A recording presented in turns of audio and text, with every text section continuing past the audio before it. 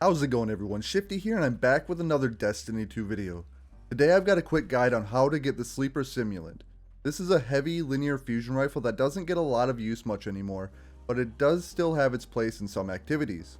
It's also just a buff away from being a monster. If you want to obtain it in the original way intended, this is a guide for you, as there will be other means to obtain it after the release of Beyond Light.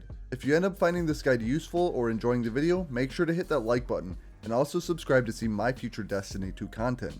Alright, so to begin the quest, you no longer need to complete the Warmind campaign. However, you need to have Mars unlocked if you're a new light player.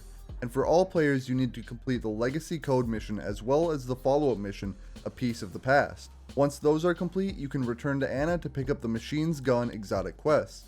You should also receive a Year 1 version of the Ikilos hand cannon. Before I get into the rest of the guide, remember this for the rest of the video. Keep an Ikilos weapon equipped at all times. If the hand cannon you just received is all you have, you're going to have to use that. Otherwise, any other Ikilos weapon works. The Year 1 versions come from Escalation Protocol. Meanwhile, in Season of Arrivals, you can get the Ikilos SMG or Sniper from the Prismatic Recaster, or you can get the shotgun and hand cannon from the Prophecy Dungeon.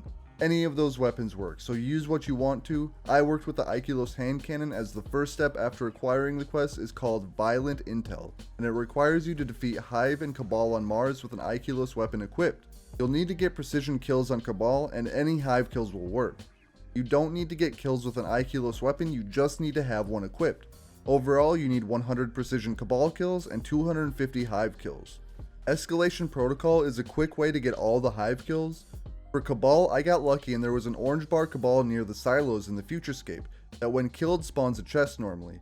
However, if you don't kill it, War Beasts and Scions will continually spawn for some time. I used this to get the vast majority of my precision kills done. If that's not the case for you, then run the Lost Sector found in the Glacial Drift several times and make sure to get precision kills. This is what I did to finish off the remainder I needed.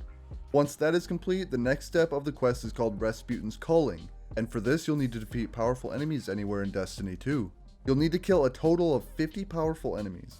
The best place to do this step is to load into the Leviathan raid and kill all 8 enemies at the entrance. This will net you 16% progress each time. Once you've killed all 8, simply reload in and repeat the process. Overall, you will need to do this 7 times to complete the step. As a bonus, if you have Finest Matter Weaves, all of these enemies can drop enhancement cores if you use a Finest Matter Weave. Once all 50 powerful enemies have been defeated, you'll get the next step called WARMIND'S Glory. And this step is relatively straightforward. All you need to do is complete 5 strikes. Now, I'm unsure if Nightfall or Deal Strikes work, but I just hopped into the Vanguard Strikes playlist and completed the step. Again, reminder to keep an Ikilos weapon equipped at all times to ensure you gain progress. Once that step is complete, you'll be on one called Nodes and Protocols. This step requires you to access 15 sleeper nodes and complete 3 levels of Escalation Protocol with an Ikilos weapon equipped. The Escalation Protocol requirement is pretty simple to complete. You can do 3 consecutive waves, or you can repeat the first wave 3 times. The first wave being fairly easy to solo if you can't find anyone to match with. Again, keep an Ikilos weapon equipped. The sleeper nodes part may take a while depending on your situation. To access a sleeper node, you need at least 4 resonant stems. These can be acquired from lost sectors, public events, or nearly any activity on Mars. Once you have 4 in your inventory, you can hover over them to combine them into an override frequency. This override frequency will lead you to a specific sleeper node on Mars. It will be a string of text that gets more specific as the text goes on. For example, this one says futurescape.transit.service. So we will go to the Futurescape area listed on the map, and it will be in that area. But more specifically, it will be in the transit area, which is where all the trains are at. Hence transit. Then the node will be located in a service area around the trains. There is a much easier way to do this. I'll just link a list of all the locations in the description down below. I know where most of these are personally because I've done hundreds upon hundreds of these, but some aren't super obvious. Now remember, you'll need to do 15 of these with an Ikilos weapon equipped. So if you don't have enough resonant stems, you'll have to farm some. You'll need a total of 60 to complete this step. Once you're done with that, you'll be on a step called Protocol Perfected Form. This requires you to complete a non-match made version of the Will of the Thousands with an Ikilos weapon equipped. This is more similar to the version found in the Warmind campaign than it is to the Strike.